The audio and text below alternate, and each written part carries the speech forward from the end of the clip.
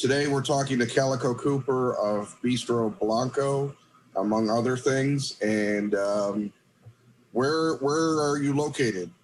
I am in not so sunny Los Angeles, California right now. It's not sunny in Los Angeles. It's sunny here, but it's freezing. Where are you?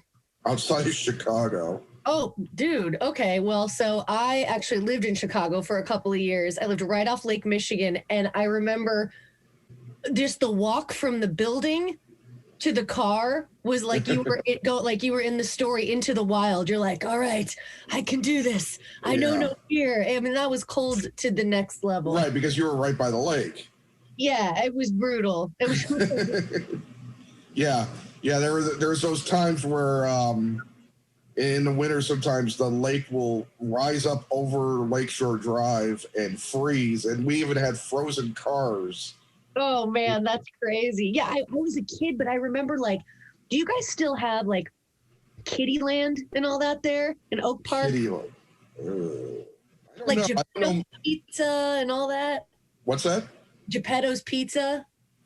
Geppetto sounds right. Why were you living in Chicago for a couple of years? So my family lived there. We moved from Los Angeles, and we lived in Lake Point Tower. My mom and dad and I lived there for about, I want to say 2-3 years. And my brother was born there. So he's a Chicago native.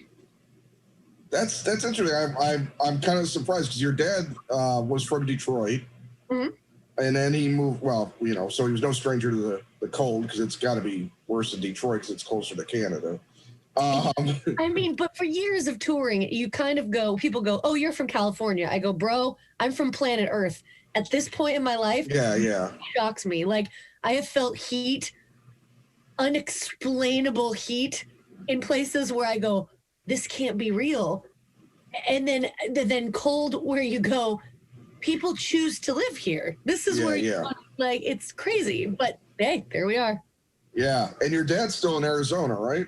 Yeah, my whole family's there except for me. I was the rogue kid that moved away. Yeah. Well, are you the only one that's in the business? So in a capacity, everyone is kind of in the business. So my mom your mom, you're right. Right. So she originated the roles with my dad, and then years went by, then I took over. So she's back doing it now that I'm doing Beasto Blanco full time and film and TV. And and then my brother has a band called Co-op. And it's what I love it is it's so different from what my dad does, what I do. We all found a way to kind of fulfill that artist thing, but do it in a way that says, okay, I put my stamp on it. And then my sister is actually an SFX makeup artist. So she does TV zombie, falling off face makeup for big clients and stuff. So yeah, in one capacity or another, we're all sort of plugged in. Okay. Yeah. Cause I would figure one or, more would just be okay, I want to be a dentist. And the thing is that we went everybody except for me has a college degree. I moved out at 18. I got a scholarship to this acting academy called Stella Adler. Okay. And, it wasn't a college, but it was an acting academy. And at the time, I was a professional dancer, meaning that I was getting paid to perform with companies, and I was teaching all over the place, and I was 17, 18 years old, and I thought that that's what I was gonna do because I've spent my whole life training to do that, and I was good enough where people were starting to go, do you want to move to New York, do you want to do this, do you want to do that? And I would moonlight as an actor, meaning if somebody needed me for a commercial or somebody needed me for whatever, I was happy to do it. But anytime you let me off the leash, I would just start going and telling jokes and acting and doing this whole thing. And I remember sitting down with the head of the dance company that I was working for. And he said, you have two choices. He said, you're good enough to go pro. He's like, I will personally recommend you go to New York. Here's some companies that would hire you and you could live there and do this. He said, or you could move to Los Angeles. And he said, and make people laugh for the rest of your life. And I think that that's what God kind of put you on this planet to do. And I went, I'd never I mean, I guess I love making people laugh, but it just never occurred to me. So Right. off I went. I went for the scholarship. I got it, and then I discovered in those years, like, wow, being in an artist family really does take all shapes and all forms. You know, I realized I could play other people really easily without a trace of myself in it. It was really cool to kind of like the moment you learn you can paint or you have a talent for Right. an instrument, which I do not. So yeah, so that was a really cool kind of way of expressing myself on like a branch of a family tree that's going to be rooted in art no matter what. Yeah. Now, how much influence do you think just being around? I mean, your dad is such another number one, an icon. Number two, such a multifaceted artist. He's not just a singer. You know, he's not just not just a rock god and all that stuff. But he also is a performance artist in a lot of ways with his stage stuff over the years. You know, and that became like a real thing. And I forgot really, because I grew up. I was born in the 70s, so I was growing up in the era of Alice Cooper and Kiss and glam and all that kind of stuff, where like theatricality really became a big deal. And when I've been listening to the Underground Garage, little Steven Van Zant's channel, and he's really kind of brought me back to realizing that your dad started as a garage rock artist, in Detroit and everything. And I love that your dad's new album. And I trust me, I want to talk about you, but I just sort of give you just some idea. It's totally understandable. We're in this day and age, I feel like legacy families were sort of synonymous, and you can either take the path of being like, I want nothing to do with this, and I am my own me, which I am. But at the same time, it's like, if you take strip the celebrity and everything away, like, those are my parents and I'm really proud of them and I'll talk about them all day if you let me. But like his new album, Detroit Stories, was so cool. Isn't it cool? Yeah. And people didn't get what I think is so funny is Our Love Will Change the World. People were like, I hate it. It's a pop song. If you listen to the lyrics, it's so middle finger. It's basically he's talking about how all the people like my generation and under look at the world and all of its like deep rooted, incredible problems and go, our love will change the world.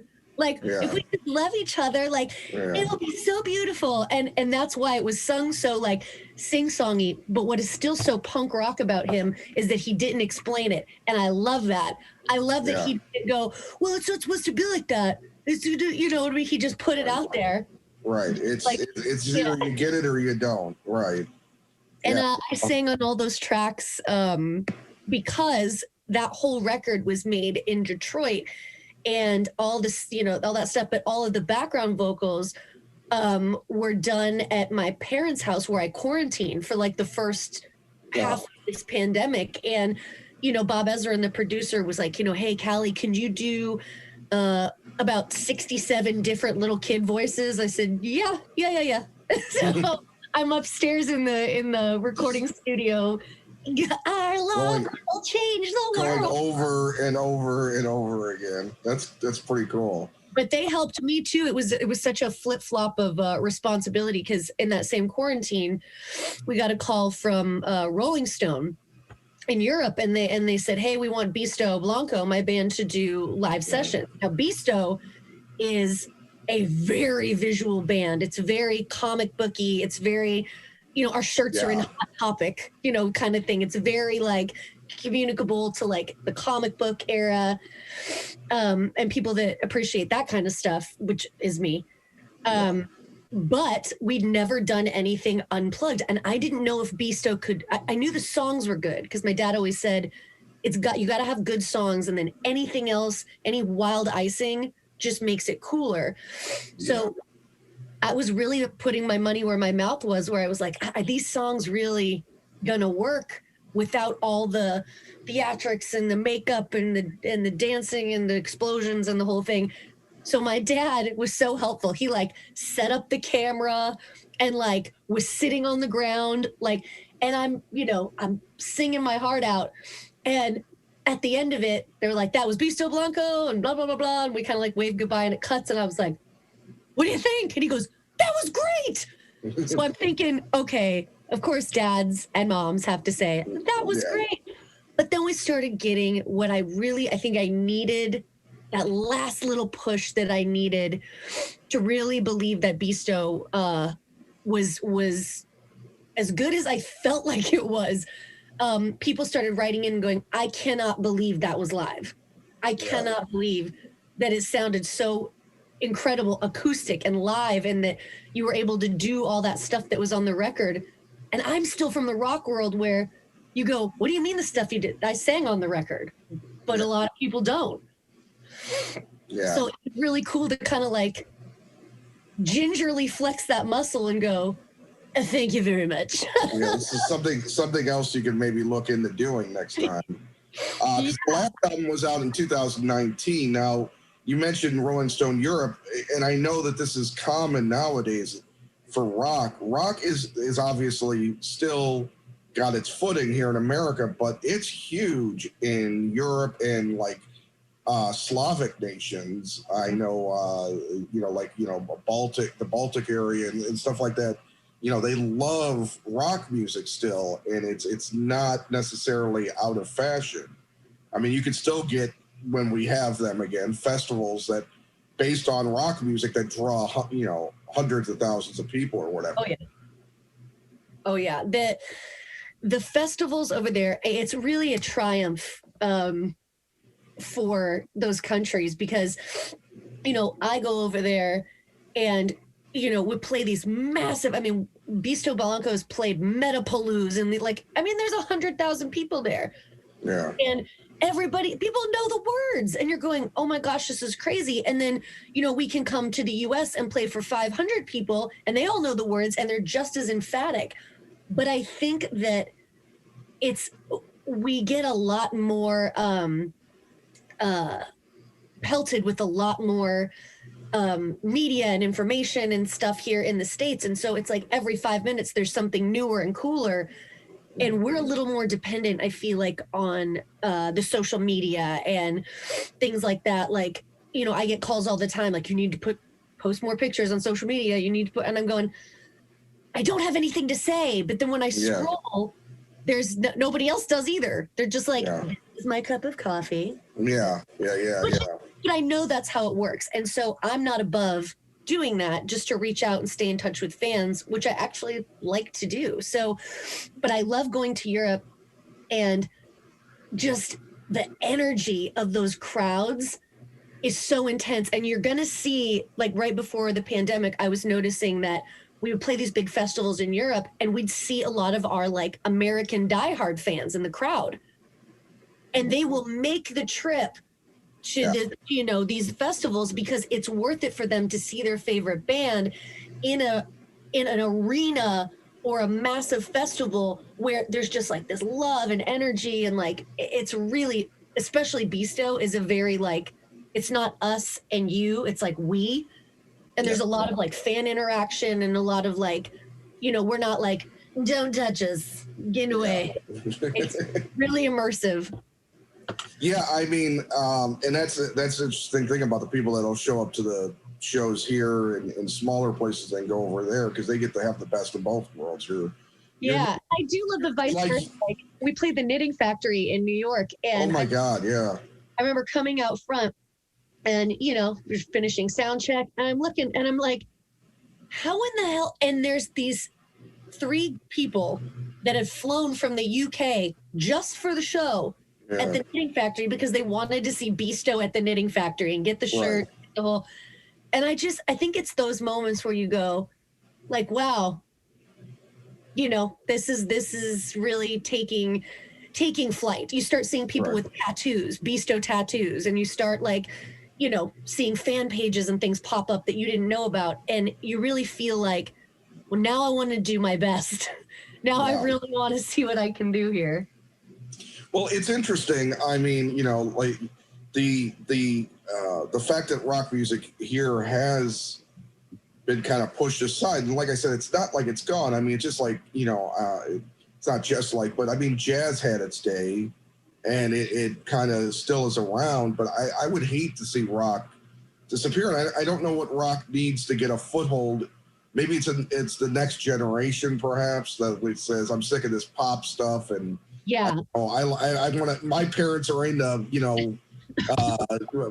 BTK or whatever the hell. I don't know. That's a serial killer. I don't know whatever that Korean pop group was. Yeah, I think that the real like messiahs of what you're talking about now are going to be people that bridge that gap. People, and I hope to be one of those people, because we're working right now with the producer that did a lot of #1 pop hits, and they're going to see how Beasto can fit into that world and still keep it ugly and still keep it edgy and still keep it, nefarious. But we want to work, and we want to diversify, because think about somebody like an Alice Cooper from the 60s to today, or Madonna from when she started to today, the arc of that career. So I don't feel handcuffed to anything. And Beasto really plays. We've played metal festivals. We've played, the like dark stoner rock festivals. We've played pop festivals. We've played because it sells as pop too. You have a big 7-foot tall, girl in boots with things exploding. It's like it fits everywhere. So it's people like us, and like a Travis Barker, who's one of the most incredible drummers of any time, really, truly. And he can play with anybody, and he does. And I think the cool thing is people that like Blink-182 now might listen to a Machine Gun Kelly song, but if he also played with like a Paul McCartney, some 13-year-old kid's like, who's that? And that might bridge some kind of gap. So I think it's on the younger people that are getting listens. There's no pity in it. I just think it's like crossovers are key. Always. Yeah, I mean, I think there's going to come a time where like somebody's going to say, "Hey, I'm rejecting," I just like it happened originally. I'm rejecting my parents' music. This sounds too sanitized. I want something raw and maybe. But one warning I have with regards to whoever this pop producer is. Just be careful, because you don't want to have it turn into that Chris Cornell Timbaland album. No. No, I'm really aware of, like, I'm not very easily, like, I know what Beasto is. And I heard it said really well the other day. Great rock musician, this guy Damon Johnson, was talking about Beasto, and he was in Brother Kane and all these really cool bands. And he was like, Beasto Blanco is sort of the Spice Girls of rock and roll. He goes, there isn't a lead singer. He goes, you have a favorite Beasto. Like, it goes so rock and roll, and it's a brand. And I was like, yeah, I guess so. Like, you couldn't go solo. It wouldn't be Beasto. You couldn't have a progressive pop record. Like, it wouldn't be Beasto. And so we're making this record now, and the producer was saying, I said, well, do you want me to sing it like this? And I did like a really like clear pop, like big thing. And I said, or like this. And he goes, what was that voice? And I go, let's label it the Crow Witch. And so he literally labeled it on the monitor Crow Witch voice. And he goes, always that voice, always that voice. So I'm like, okay. Yeah. Well, how does, now let me ask you this. I mean, you obviously had some sort of artistic training, and you grew up within touring and everything with your dad's band. Where does that ability to kind of come up with completely different voices come from? Or is that something, because most people have a range and they sing in that range, and that's how you identify somebody, right. Sometimes people have a couple, but then if you're talking about able to pull out like a bunch of different stuff, mm-hmm. I mean, where does that come from? Is that something that you just kind of feel like it was there and you just grab it? Yeah, I think you may be born with it, but you can also definitely nurture it. Like for me, when I was a kid, when I would sing along to the radio, I wouldn't sing in my voice. I would try to make my voice sound like whoever was singing. So like, Right. and nobody taught me how to do it. I would just change my accent or the way my mouth moved, and I would get as close to the sound of that person's voice as I could, and not being serious, just like joking around. And then I noticed, in my teens, when I would tell a story, I would do it in everybody's voice. And so I've always been like a parakeet. I'm able to manipulate my voice to sound like other things. And for a while, I paid most of my bills doing voiceover. Because somebody said we need somebody to sound like Amy Poehler, and I was like, okay. And then I'd listen to her for a minute, and then I would do it. And I've just always had that talent, but you can definitely cultivate it. And that's where, when we started Beasto, Chuck, the singer with the sideburns and the thing, he said, I really want, the idea was to have me be sort of like this Barbarella cave girl in the back, like doing kind of like a twisted doo-wop thing, but like up on a podium with like an old mic, and just the visual of me doo-wopping dressed like, sort of a cave woman was like the idea. And I thought, oh, that sounds like fun. Like, I'm not a singer, and I never will be, and I don't want to be in a band, but I will do that for a tour. It'll be fun. We'll go to Europe and hear some rock music. And then I noticed after about 3 shows, I couldn't stay on the podium.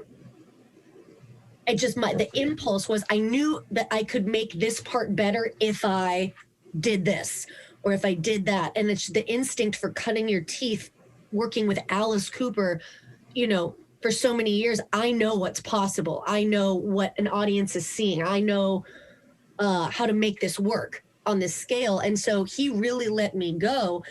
And as the records progressed, he would say, can you sound like Mae West? And I went, yeah. So when we covered Frankenstein, I'd never done it before. I got up to the mic and I was like, no. And I did it a couple times until it came out. And it sounds like Mae West is doing the intro for our version of Frankenstein. Yeah. And then on the last record, We Are, I really discovered my range. I really discovered that I could sing. And just listening to singers like Lizzie Hale from Hailstorm and stuff, I would sing along to her stuff in the car, and I would hit those notes and go, oh, whoa, I can do it. Not anywhere as clean, but I was getting there. Right. And so I would go into the studio and they would go, okay, sing this. And then I'd sing it an octave higher and louder. And they'd go, okay, if that's what you want to do. So songs like Solitary Rave and Perception were sort of like an intro to this new record where they just let me completely off the leash. Yeah. They're like, let's just see what you can do. And it's so big. It's so great. I love it. I'm so excited for it to come out. When I'm going to get into recording at this time, but when do you think that might come out? It's looking like probably fall. I think so. Hopefully, maybe you'll be able to, if things work out okay, you might be able to start touring again. That would be fantastic. I mean, right now we have a show.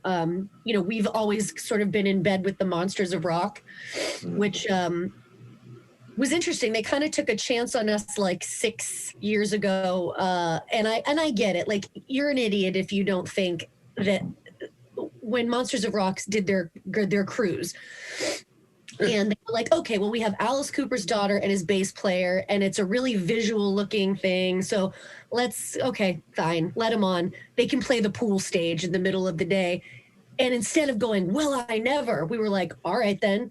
So we turned up on that first Monsters of Rock cruise, and bang, and I came out hot, just like fire. And Chuck was just and the band, Jan, Chris, Sean, everybody was like, just like stunting.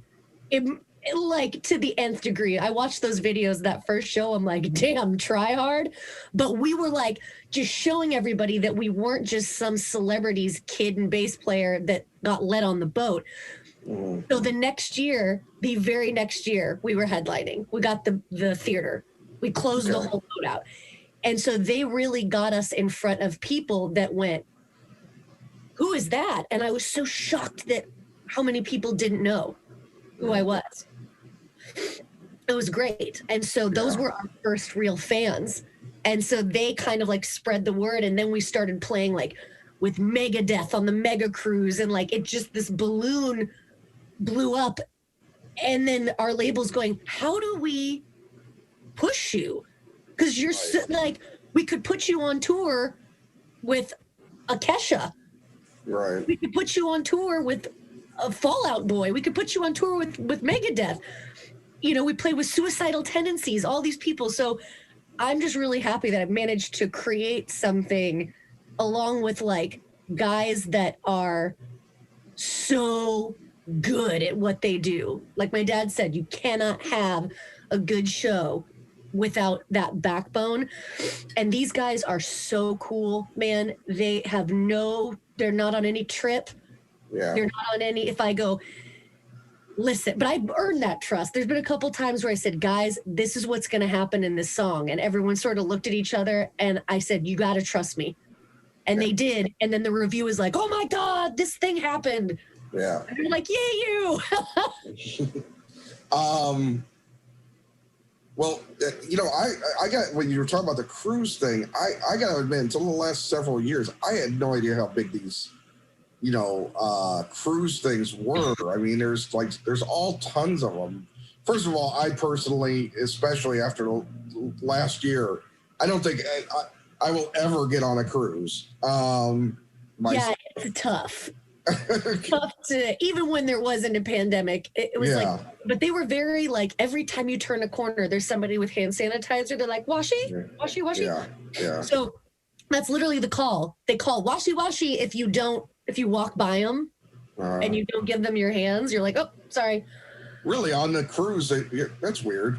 Everywhere. There's people that are hired to like follow you around and make sure that it's like, that you're washing your hands. And I can't say for every cruise. I can only say for Monsters and Mega Cruise and stuff. But our next show was scheduled to be the Mega Cruise at the end of May. And so what they've done is really genius. They rented, rather than say, oh, sorry, I guess we give up. They rented an island. So there's this big island, and it looks like, up to this moment, it's still on. It's called like Rockaway Beach, and it's all these really cool, fun bands, and it looks like it's still going. So we'll see. Hopefully people are doing the occasional thing that people are doing, the drive-through, you know, concerts where they can. And I know. What's that? Have you been to one? No, I haven't been to a concert since November 2019. I haven't been to one since that we were in the middle of our show. I think it was in either Utah or Detroit. I can't remember, but I remember in the middle of the show, one of our, you know, we have a suspension of disbelief. So it's sort of like we're in a world. So there's no like technicians on stage. They're in costume if they have to come or go. So our one props master, Lee, comes on and he's going, we got to cut it. We're in the middle of Fantasyland here, you know. He's like, they're shutting the building down. And you know, yeah. So I hadn't heard of anybody shutting down a show while it was happening. It was intense because we knew about it before, but it was really unclear if it was like a mandate or they were just suggesting. So everybody was already at the show. All the people were already inside. We'd already met all our VIPs, and we were like, what do we do here? So we just went ahead. And then after about a half an hour, we got the sign. And, you know, we respect the club owners and the theater owners. We would never want to put them in a position where they could get in trouble. So, I mean, we're professionals enough to be like, da-da-da-da-da-da, wrapped. And then, you know, bowed and promised we'd be back and, you know. Did you have to give the announcement? The club owner did. Okay. Yeah, he explained. But we had 15 shows left. Yeah. That we, you know, we still have to do. So I don't know. I feel like every day is a new thing. Yeah. What's happening? We don't know, but we're ready. Yeah. So tell me, how does working on an album right now work for you guys?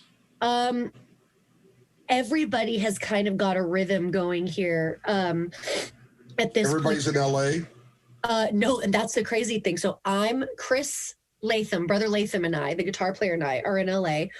Sean Sellers, our drummer, is in Santa Barbara, which is about 2 hours away. That's not And that then bad. Jan, our bass player, is in Germany. Yeah. And Chuck, the other singer, is in Nashville. But thanks to the magic of technology, Chuck will come in and with everybody and that is in California proper. And we can be in the studio, and then we'll Skype Jan in, or call him or whatever, and that's how we have to do it right now. It used to be everybody would just come in, Right? Obviously, yeah. but now unless it's mandatory for him to travel, we kind of got to go. Okay, thank God for Zoom. Yeah. Well, how does that work? Does he record? Do they record their parts?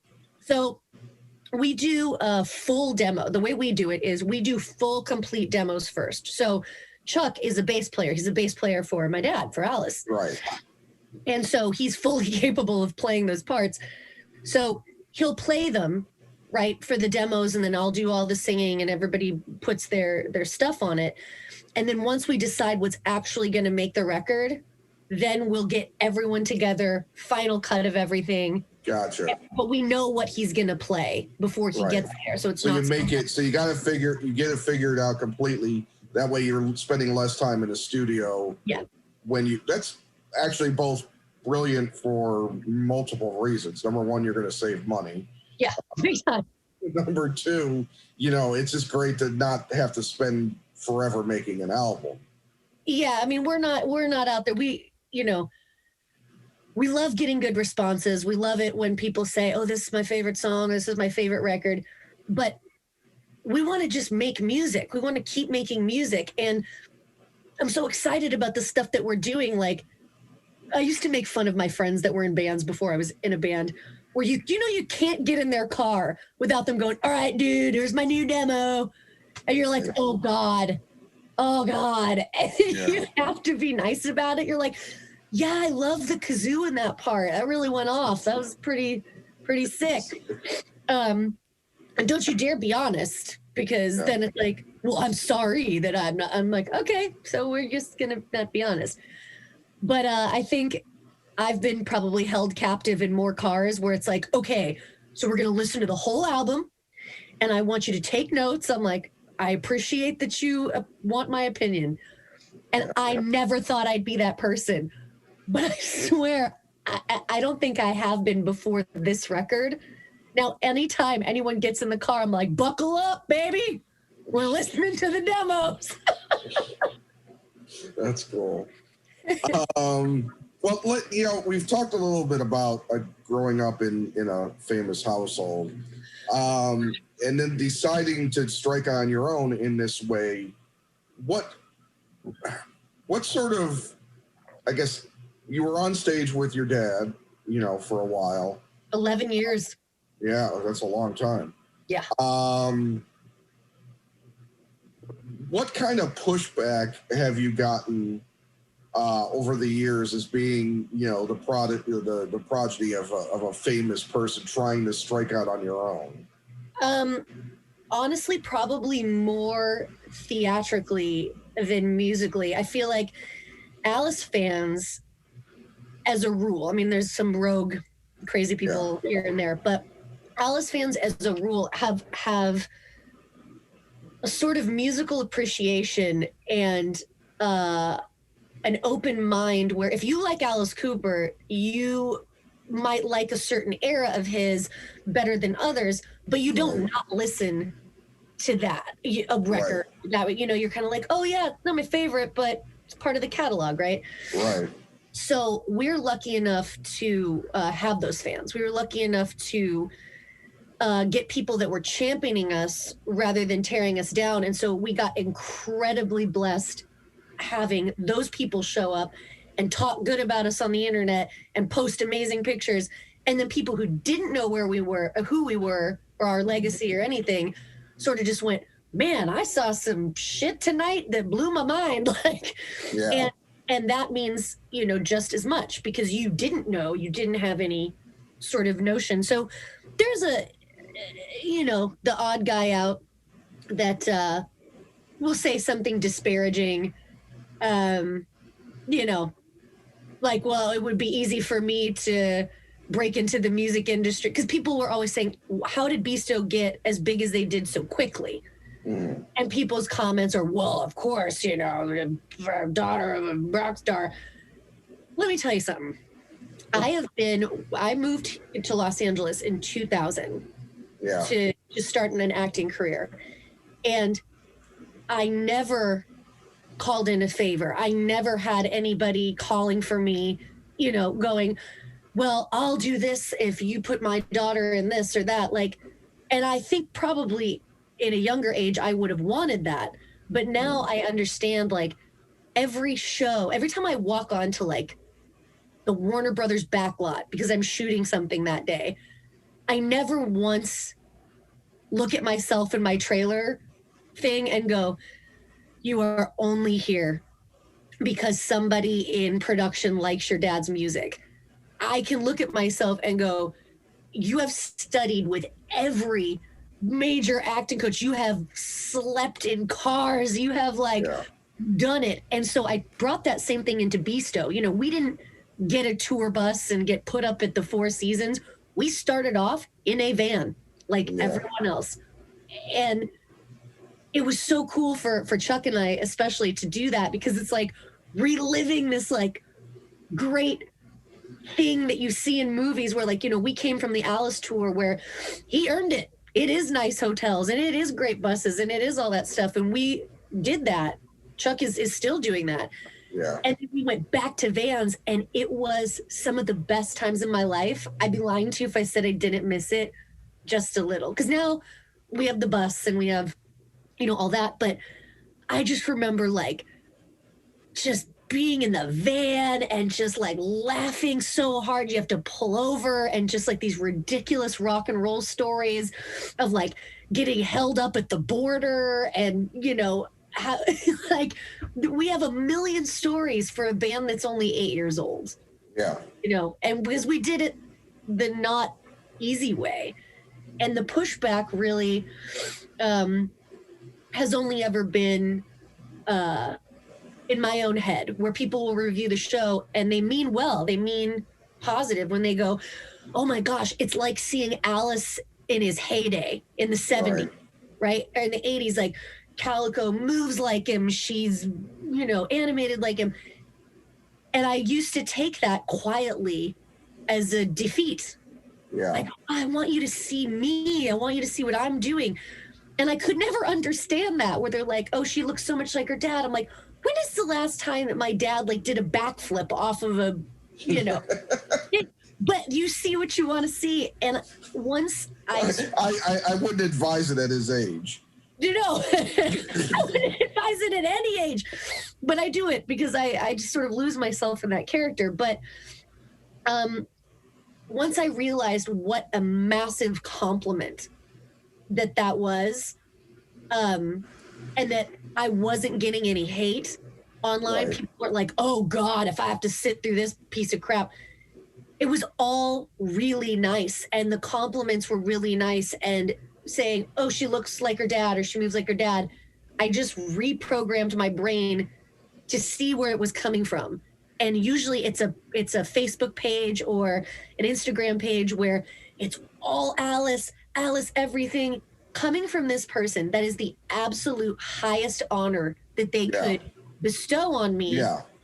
And I got it. Finally, I got it. And I went, okay, great then. Great. Yeah. But film and TV is tough because they want you to do reality more than anything. So whenever I book like a series, like an actual like TV show playing someone I'm not, it's like a small victory where I'm like, ha ha, I've gotten out of the muck. Now, what geared you towards acting? I mean, obviously you were with Stella Adler and, you know, the company and everything, but I mean, obviously you would at first thought you were going to be doing dance. You were doing the tours with your dad, and then you also decided you wanted to act, and then you also brought on more of your musical side with Beasto. Is there one that you prefer to the other, or do you like the fact that you can do all of them? I really don't think there's anything quite like commanding a live audience. When you have a bunch of real people hanging on your next movement in the palm of your hand, it's there's something so amazing about that. But then take it to the next level, like I said, where it's not you up there and them down there. It's this cool moment of like, we all have decided that this is the world we're in right now. And it's that way with plays.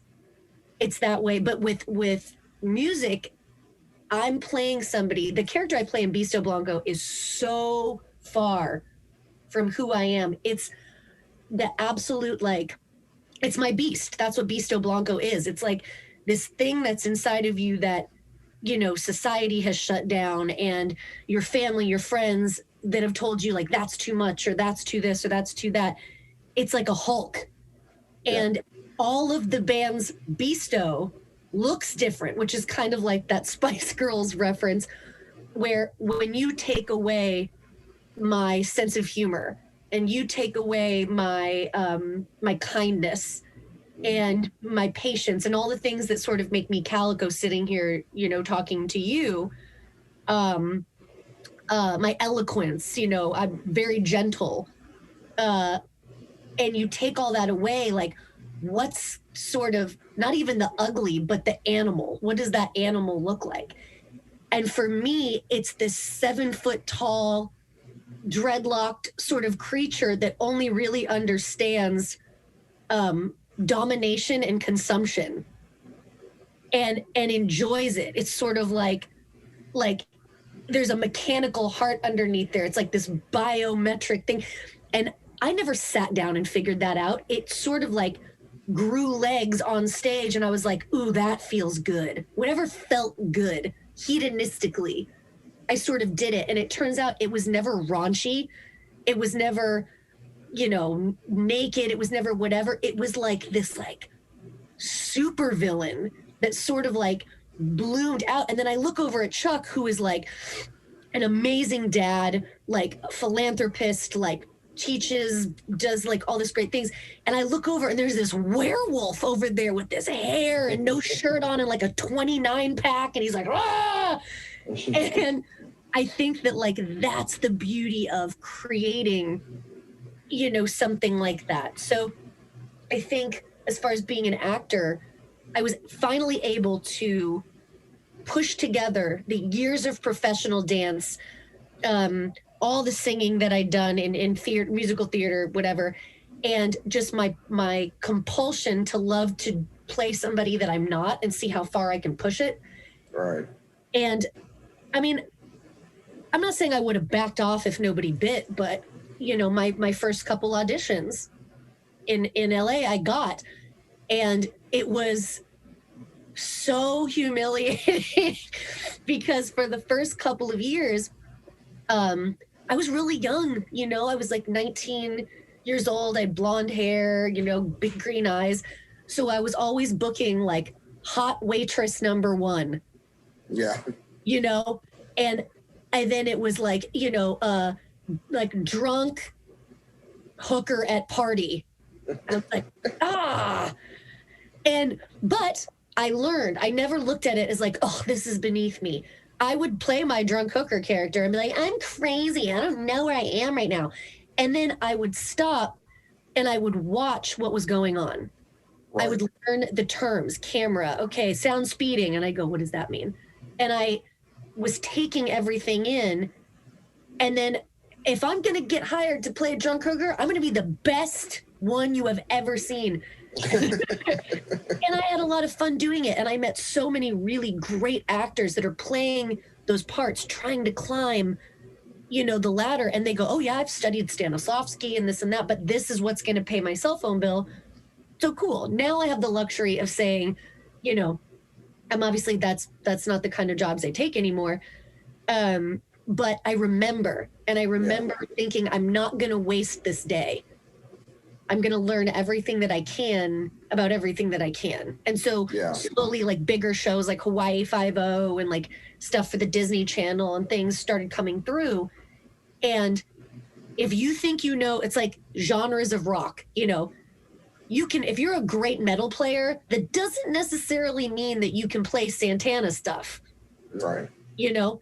And so musically, it's the same with acting. Like, I was so like high comedy and everything's great. So I'm easy on the Disney Channel. That was meant for me. The kids sitcoms, I was like larger than life. Then you get a show like Hawaii Five-0 and it's a procedural and they're 2 inches from your face where it can literally, the camera can read your mind. You do nothing. And it can read exactly what's going on. And I learned in the hot seat, you know, I'm going, oh my gosh, this is not working. What am I going to do? Am I going to get fired? Ah! And so I would adjust. Then again, procedural to kids comedy. Then I did the Mindy Project, which is a multicam, you know, massive comedy show. There's a middle ground there, you know? And so that's just like with anything, learning, you should learn all types of guitar if you play guitar. Right. Be great at one, but learn the other ones, even if you suck. Like, I'm probably never going to do Shakespeare, but I'll tell you what, I read it. I understand it. Right. How do you balance, sorry, give me 1 second. Sorry, I'm distracted by something. How do you balance acting and music? I think it becomes easy when it's sort of first come, first serve. My passion is Beasto Blanco. I love where it's going. Its momentum gives me fuel to keep pushing forward with it. Yeah. So I spend my relaxing, quote unquote, hours writing and thinking about what I want to do for the show and building machines for the stage. Like, I build all that stuff with my tiny little boy. Really? Oh yeah. That's cool. So so I figured it was just easier than I kept trying to explain to people, okay, so I want this chair that when I step up on it, the black light hits it and all the words that were invisible are now visible. And people would go, okay, I can do it, but it's going to take a month and it'll cost you $1,000. I'm like, or I could do it today myself. Like, it's just, so it's helpful that most of the guys in Beasto are incredibly crafty. That helps too. But I spend all my time doing that and thinking about that and sort of like ruminating on things that inspire me. You know, I could watch the old Mad Max and there's a frame where I go, oh, that's it. We're doing that, right? Yeah. And I'll get a call that says, hey, you booked this show on CBS. And I go, okay, cool. Pause for a second on this creative freight train. And then I go into sort of this land. And there's only been a couple times there's been a train wreck where I booked a movie and we booked a massive tour at the same time. And this is literally, God, please let this be the only time this happens. Neither would budge. It was this massive tour with this band called the Uncles, who were like the U2 of Germany. They play like 2 nights in a row, sold out at the Mercedes-Benz Arena, like Taylor Swift over there. And they wanted us to open for them. And we were like, and so I had booked a movie and it was a big enough movie that I was like, what do I do? So they had to do the first entire week without me. Wow.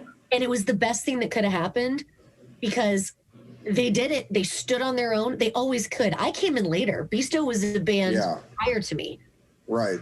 And I think it was awesome for them to kind of like get back to like, you know, you can't hide behind the 7-foot girl. And they had the time of their lives. They were sending me videos and going, we melted faces tonight. Yeah. So then when I came back, I felt like I had to make my presence known. I was like, oh yeah, watch this. Yeah. You can't let them get the idea they could do it without you. Yeah, exactly. So for long term, at least. Yeah. Maybe you keep mentioning 7 feet tall. How tall are you? So I, without my stage boots on, I'm only 5'7", but I wear these boots. Oh yeah, but I wear these boots, and then I also have my stage dreads that are almost a foot tall. Okay, so the dreads, with the dreads, you're 7. Gotcha. With dreads, I'm It's like about. there's no way you're wearing nearly a foot and a half tall boots. No, Might as well be dreads stilts. and boots. I'm hitting about. It's probably about 6.5. Wow. Honestly, about 6.5. How long did it take to learn to walk around on those? Trial and error. I think I tried to do it without them, but there's something about my character's sort of taking this weird like cyborg paramilitary turn, which it was not at the beginning. And so now there's something about from the waist up, it's like this, this flight jacket, and it's got the medals, the military medals, and I've got scars all over my face and like battle armor on my arms. And then from the waist down, I've got these like knee high, 7-inch boots on. And there's something I feel like I'm saying there where it's like, I may be in 7-inch boots, but I will wipe the floor with you. That's crazy. Have you ever had any accidents wearing the boots? Yeah. But very few. I mean, I wield a bat with spikes. I've got all kinds of like props. But it's all a very visual, tactile show. Like I stick it out into the crowd and people grab onto it. It's just such a tactile, bringing the audience in. I've always been so passionate about that. But we were on stage once, and we were it was on one of those cruises, and we just so happened to get the time slot where the whole boat is rocking back and forth. And I mean, people are holding the amps still.